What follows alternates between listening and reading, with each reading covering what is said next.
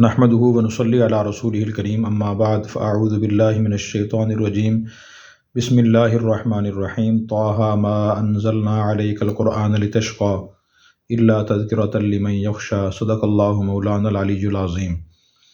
دین ہمیں عبادت میں میانہ روی اور اعتدال اختیار کرنے کی ترغیب بھی دیتا ہے۔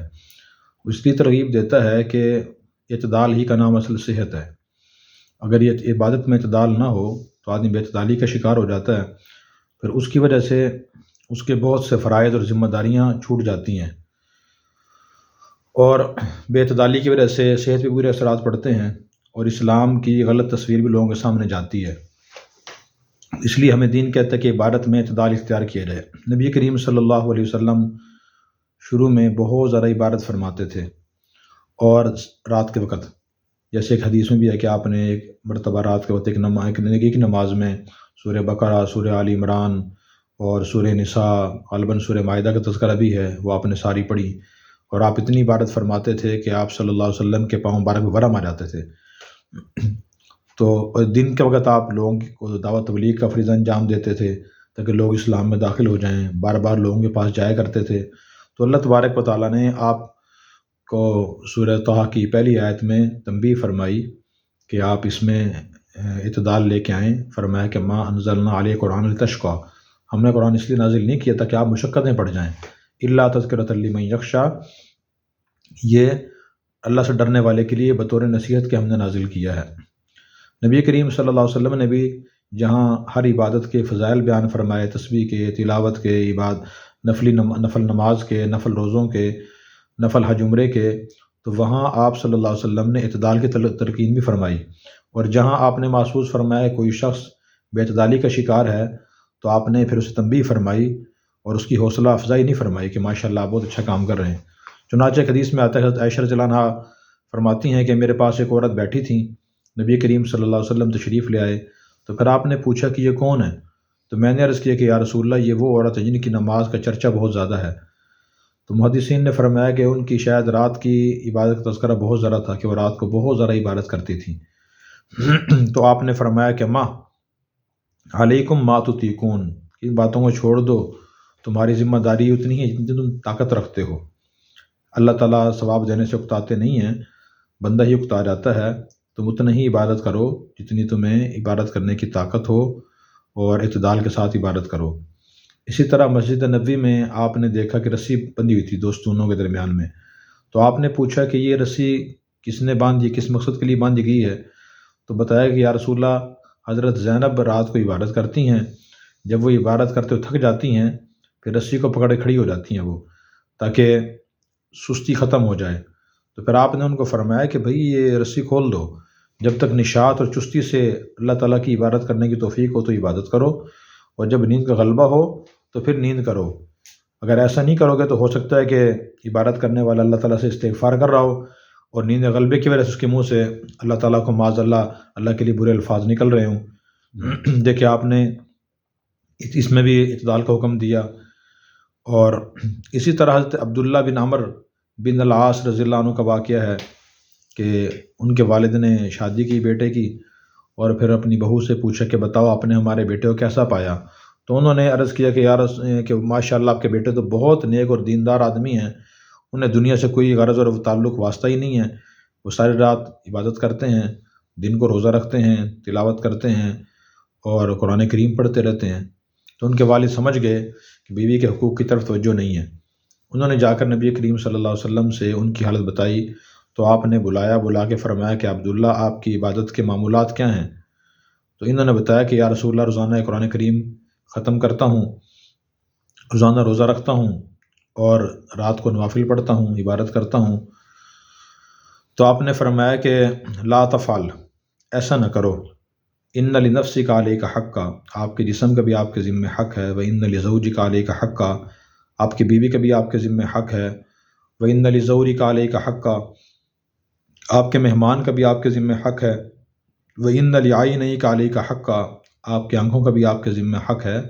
ان سب کو حقوق کو ادا کرنا ضروری ہے۔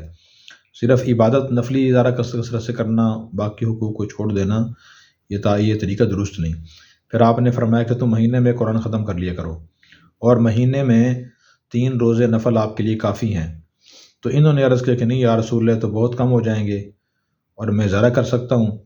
پھر آپ نے فرمایا کہ چلیں پھر آپ 15 دن میں قرآن ختم کر لیا کریں۔ عرض کیا کہ نہیں یا رسول اللہ، یہ بھی بہت کم ہو جائے گا۔ فرمایا کہ چلو پھر آپ 7 دن میں قرآن ختم کر لیا کریں۔ آخر میں آپ نے کم از کم 3 دن کی اجازت دی تھی کہ بس 3 دن سے زیادہ اس سے پہلے ختم نہیں کرنا، کم از کم زیادہ سے زیادہ 3 دن میں آپ یہ ختم کریں، اس سے آگے نہ بڑھیں۔ اور پھر آپ نے روزوں کے بارے میں فرمایا تو انہوں نے کہا یا رسول اللہ میں زیادہ رکھ سکتا ہوں۔ پھر آپ نے فرمایا کہ نہیں، 1 دن روزہ رکھیں، 2 دن چھوڑ دیں۔ یا انہوں نے عرض کیا کہ نہیں یا رسول اللہ میں اس سے زیادہ رکھ سکتا ہوں، زیادہ طاقت ہے۔ پھر آپ فرمایا چلو صوم داؤدی رکھ لیں، 1 دن روزہ رکھیں، 1 دن چھوڑ دیں۔ تو آپ نے ان کو دیکھیں اعتدال میں لانے کی ترغیب دی، بار بار فرمایا۔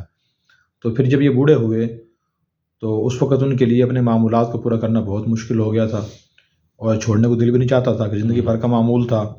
تو پھر اس وقت انہوں نے فرمایا کہ کاش میں نبی پاک صلی اللہ علیہ وسلم کی نصیحت کو مان لیتا، قبول کر لیتا، اور جیسے آپ فرما رہے تھے ویسے ہی میں عمل کر لیتا۔ نبی کریم صلی اللہ علیہ وسلم نے اس لیے ارشاد فرمایا کہ احب الاعمال الی اللہ ادومها وان قل، اللہ کے ہاں پسندیدہ عمل وہ ہے جو دائمی ہو اگرچہ کم ہو۔ آپ نے یہ بھی ارشاد فرمایا کہ ان الدین یسر، بے شک دین بہت آسان ہے۔ آسان کا مطلب یہ ہے کہ فرائض تو آدمی ادا کرے، لیکن جو نوافل ہے، نفلی عبادت ہے، تسبیح، تلاوت یا نماز ہے، نفل روزے ہیں یا اور کوئی بھی نفل عبادت ہے، وہ آدمی اپنی استطاعت کے مطابق ادا کرے، اتنی زیادہ ادا نہ کرے کہ صحت خراب ہونا شروع ہو جائے یا دوسرے حقوق ضائع ہونا شروع ہو جائیں۔ اگر کوئی ایسا کرتا ہے تو وہ دین اسلام کی تعلیمات کی خلاف ورزی کر رہا ہے۔ ایک اور حدیث میں ہے کہ کچھ 3 صحابہ کرام تھے، ان کے دل میں خیال پیدا ہوا کہ نبی کریم صلی اللہ علیہ وسلم گھر سے باہر کے جو معمولات آپ کے ہیں، آپ کی عبادات ہیں، وہ تو ہمارے سامنے ہیں، ان کی تو ہم اتباع پیروی کرنے کی کوشش کرتے ہیں، لیکن آپ شاید گھر میں وہ خاص عبادات انجام دیتے ہوں گے، عبادت کے خاص معمولات ہوں گے، وہ ہمیں معلوم کر کے ان کی پیروی کرنی چاہیے۔ چنانچہ یہ 3 حضرات آپ کے گھر گئے، دروازے پہ دستک دی، آپ کی زوجہ محترمہ نے پوچھا کون؟ انہوں نے بتایا کہ ہم فلاں فلاں ہیں اور اس مقصد کے لیے آئے ہیں کہ ہم یہ جانیں کہ آپ صلی اللہ علیہ وسلم کے گھر کے اندر کے معمولات کیا ہیں۔ تو انہوں نے بتایا کوئی خاص معمولات نہیں ہیں، جو عبادت ہم روٹین میں کرتے ہیں دوسرے مسلمان کرتے ہیں وہی آپ کر فرماتے ہیں، اور جس کام میں ہم مصروف ہوں جب تشریف لاتے ہیں تو آپ بھی وہی کام شروع فرما دیتے ہیں۔ تو پھر ان تینوں حضرات نے دروازے کے پاس کھڑے ہو کر ہی کہا کہ اگر آپ صلی اللہ علیہ وسلم بہت زیادہ عبادت نہ بھی فرمائیں تو آپ کو ضرورت نہیں، آپ تو بخشے بخشائے ہیں، لیکن ہمیں بہت زیادہ عبادت کی ضرورت ہے۔ تو دوسرے 2 نے کہا کہ واقعتاً ایسے ہی ہے۔ پھر انہوں نے بتایا کہ پوچھا کہ بتاؤ پھر ہم زیادہ عبادت کیسے کریں؟ تو پھر انہوں نے ایک نے کہا کہ میں آپ کو گواہ بناتا ہوں، میں آئندہ پوری زندگی کبھی نکاح نہیں کروں گا۔ جب انسان نکاح کرتا ہے تو ذمہ داریاں رہتی ہیں، زیادہ عبادت نہیں کر سکتا۔ اور دوسرے نے کہا کہ میں آپ کو گواہ بناتا ہوں، میں آئندہ کبھی بھی روزہ نہیں چھوڑوں گا، ہمیشہ روزہ رکھوں گا۔ اور تیسرے نے کہا کہ میں آپ کو گواہ بناتا ہوں کہ میں آئندہ کبھی رات کو آرام نہیں کروں گا، ساری رات جاگ کے عبادت کیا کروں گا۔ آپ کی زوجہ محترمہ نے ان کی باتیں سنی۔ جب آپ تشریف لائے تو آپ کو بتایا کہ 3 افراد آئے تھے اور انہوں نے پہلے یہ پوچھا اور پھر آپس میں یہ معاہدہ کیا یا عہد کیا۔ تو آپ نے پتہ کرایا کون کون گئے تھے؟ ان 3 حضرات نے عرض کیا کہ ہم گئے تھے اور ہم نے یہ باتیں کی تھی۔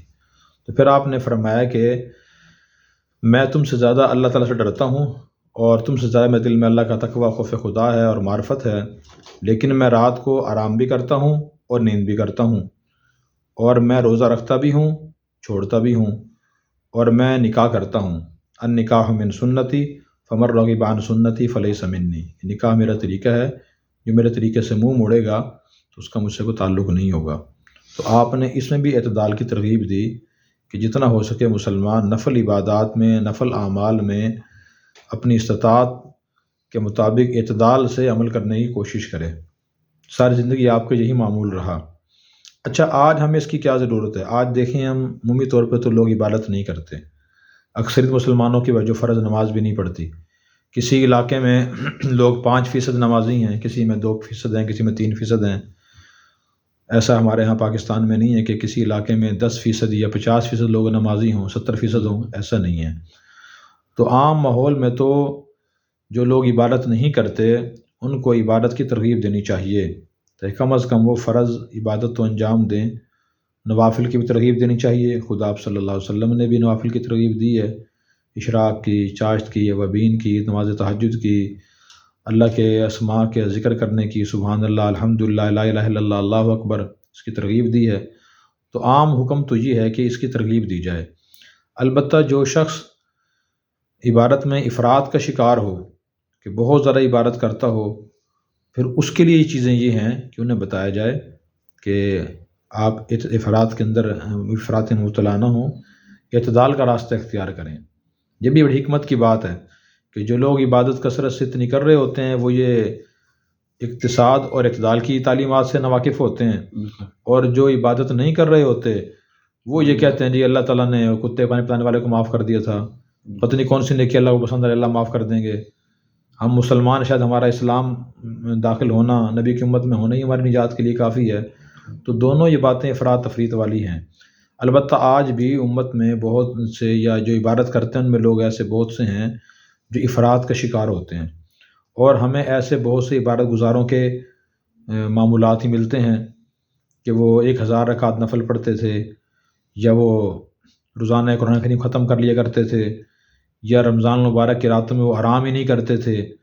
تو ظاہر ہے کہ یہ جو معمولات ہیں یہ شرعی معیار نہیں ہیں، خاص طور پہ آج کے دور میں، اس لیے کہ ایک تو ماضی میں لوگوں کی صحتیں بہت اچھی ہوتی تھی، اگر وہ اتنی زیادہ عبادت کرتے بھی تھے تو ان کی صحت متاثر نہیں ہوتی تھی، لیکن جیسے میں نے عرض کیا کہ حضور نے اس وقت بھی لوگوں کو منع کر دیا کہ سارا جاگ کے عبادت نہ کریں، آپ بھی رات کو آرام فرمایا کرتے تھے۔ آپ نے فرمایا لا تفریط فی النوم، کہ نیند میں جتنی نیند کی ضرورت ہے اس میں کمی کرنا درست نہیں ہے، آپ نے منع فرما دیا۔ جب ایک طرف یہ آپ کی حدیث ہو، آپ کا طرز عمل ہو، پھر کسی اور شخص کا سر رات جا کے عبادت کرنے کا معمول ہو، اس سے صحت متاثر لازماً ہوگی، تو ظاہر ہے کہ وہ معیار نہیں، حجت شرعی نہیں ہے۔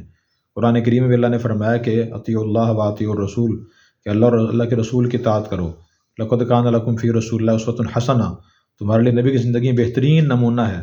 نیچے لوگوں کو اللہ نے نمونہ قرار نہیں دیا، اس لیے کہ وہاں طرز عمل بہت مختلف ہیں، تو صحتیں بہت مختلف ہیں، تو اللہ کے نبی نے اپنے عمل سے، اپنے ارشادات مبارک سے اعتدال کی ترغیب دی ہے۔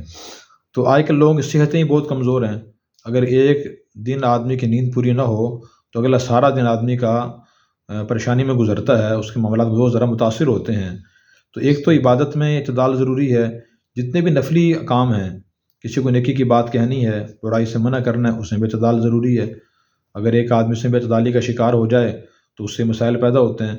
مثلاً کسی کو ہم نیکی کی تلقین کرنا چاہتے ہیں، برائی سے منع کرنا چاہتے ہیں، تو صرف نیکی کی تلقین اور برائی سے منع کرنے کی جو احادیث ہیں یا آیات ہیں ان کو صرف پیش نظر رکھ کر ہر وقت تلقین کرتے رہنا، ہر وقت نہی منکر کرنا، یہ بھی طریقہ درست نہیں ہے۔ اس میں بھی آپ نے یہ فرمایا کہ آپ نے اپنی استطاعت دیکھے، موقع محل دیکھے، حکمت دیکھے۔ آپ نے فرمایا من رأى منکم منکرا فلیغیرہ بیدہ، کہ جو آدمی گناہ ہوتا ہوا دیکھے تو اپنے ہاتھ سے روکے۔ تو محدثین نے تفسیر میں اس کی لکھا ہے تشریح میں کہ حکمران ہاتھ سے روک سکتا ہے، یا آدمی اپنے گھر والوں کو، اپنے ماتحتوں کو ہاتھ سے روک سکتا ہے، اپنی بالغ اولاد کو والد مار نہیں سکتا، شرعی لحاظ سے منع ہے۔ جب بالغ ہو گیا پھر زبان سے ہم کہہ سکتے ہیں، مار نہیں سکتے اسے، یہ مسئلہ کتب فتاوی میں لکھا ہوا ہے۔ اور پھر فرمایا کہ فَإِن لَّمْ يَسْتَطِعْ فَبِلِسَانِهِ، اگر ہاتھ سے روکنے کی استطاعت نہ ہو، یعنی روکنے سے مسائل پیدا ہوتے ہوں اور مسئلہ کو فائدہ نہ ہو روکنے سے، فرمایا آدمی زبان سے روکے۔ پھر زبان کے آداب ہیں کہ نرمی سے کہے، حکمت سے کہے، موقع مال دے کر کہے، عرض کرے، گزارش کرے، حکم نہ دے۔ اور پھر فرمایا کہ فَإِن لَّمْ يَسْتَطِعْ فَبِقَلْبِهِ، اگر زبان سے کہنے سے مسائل پیدا ہونے کا اندیشہ ہو اور اس سے فائدہ ہونے کی امید نہ ہو، تو پھر آدمی اپنے دل سے اس گناہ کو برا سمجھے اور یہ عزم کرے کہ جب مناسب موقع ہوگا یا بات کہنے سے فائدے کی امید ہوگی پھر میں بات کہوں گا۔ تو جتنے بھی نفل اعمال ہیں، عبادات ہیں، یا جائز کام ہیں، یا دین کی جن کاموں میں ترغیب ہے، تو ان کے بارے میں حکم یہ کہ آدمی اعتدال کا راستہ اختیار کرے۔ آپ نے فرمایا خیر الامور اوسطها، سب سے بہتر کام وہ ہوتے ہیں جو اعتدال سے کیے جائیں اور میانہ روی سے کیے جائیں۔ اللہ تبارک و تعالی ہمیں اپنی عبادات کو اخلاص نیت سے، ذوق و شوق سے، اعتدال کے ساتھ انجام دینے کی توفیق عطا فرمائے۔ آمین۔